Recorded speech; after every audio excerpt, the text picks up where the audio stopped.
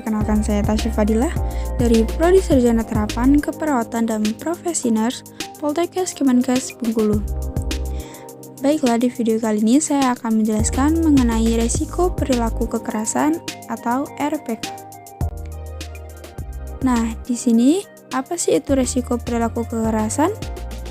Merupakan suatu keadaan seseorang melakukan tindakan yang dapat membahayakan secara fisik, baik terhadap diri sendiri, orang lain, dan lingkungan yang timbul sebagai kecemasan dan ancaman. Bentuk perilaku kekerasan yang dilakukan bisa bermusuhan yang berpotensi melukai, merusak baik fisik maupun kata-kata. Nah, untuk faktor terjadinya perilaku kekerasan yaitu ada faktor predisposisi, yang mana terdiri dari psikoanalisis, psikologis, biologis, sistem limbik, lobus temporal, lobus frontal, neurotransmitter, perilaku, dan sosial kultural. Dan yang kedua ada faktor presipitasi, yaitu dapat bersumber dari klien, lingkungan atau interaksi dengan orang lain, kondisi klien seperti kelemahan fisik, keputusasaan, ketidakberdayaan, percaya diri yang kurang dapat menjadi perilaku kekerasan. Selanjutnya ada tanda dan gejala pada perilaku kekerasan. Yang pertama, emosi.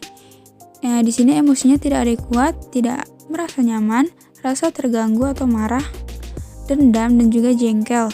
Yang kedua ada intelektual, di mana di sini mendominasi bawel, sarkasme, berdebat dan meremehkan. Yang ketiga ada fisik, yaitu ciri-cirinya mukanya merah, pandangan tajam, berkeringat dan tekanan darahnya meningkat. Lalu yang keempat ada spiritual, yaitu tidak bermoral, kebejatan, kreativitas terlambat. Dan yang terakhir ada sosial, yaitu menarik diri, pengasingan, penolakan, kekerasan, dan ejekan. Nah, selanjutnya ada penata laksanaannya, yaitu terdiri dari penata laksanaan medis dan penata laksanaan keperawatan. Di penata laksanaan medis ini yaitu ada beberapa macam obat. Yang pertama ada nozinan sebagai pengontrol perilaku psikososial, lalu yang kedua ada haloperidol yang mana untuk mengontrol perilaku merusak diri.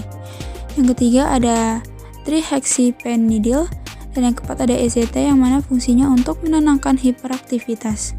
Sedangkan pada penata laksanaan keperawatannya yaitu terdiri dari psikoterapeutik, lingkungan terapeutik, kegiatan hidup sehari-hari atau ADL, dan pendidikan kesehatan.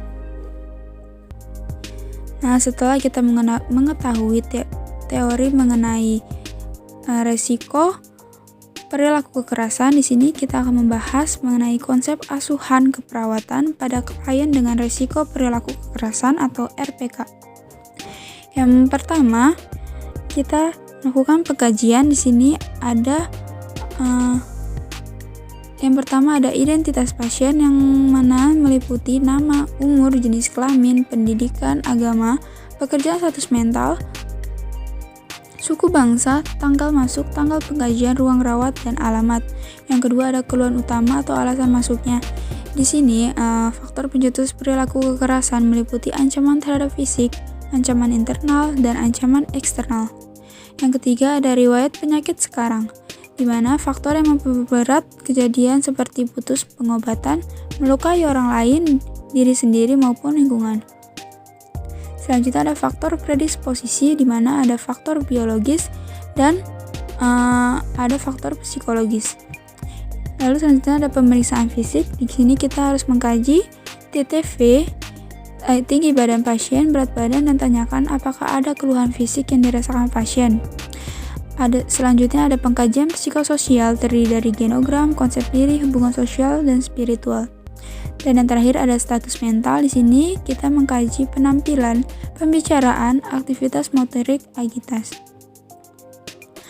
Nah, pada diagnosa keperawatannya, setelah dilakukan pengkajian dan didapatkan bahwa pasien sering memperlihatkan mengancam secara fisik, verbal, emosional kepada orang lain atau lingkungan sekitarnya, pasien termasuk ke dalam diagnosa perilaku kekerasan sesuai yang sudah dijelaskan. Nah, dari data pengkajian dalam kasus ini menyimpulkan bahwa perilaku pasien termasuk kepada golongan resiko perilaku kekerasan.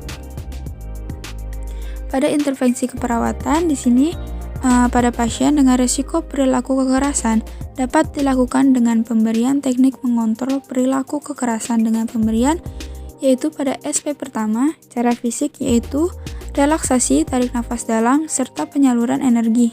Pada SP kedua, dengan pemberian obat, SP ketiga, verbal atau sosial, dan SP keempat, secara spiritual. Baiklah, itulah dia penjelasan mengenai risiko perilaku kekerasan. Sekian untuk video kali ini. Terima kasih atas perhatiannya. Mohon maaf jika ada kesalahan kata. Wassalamualaikum warahmatullahi wabarakatuh.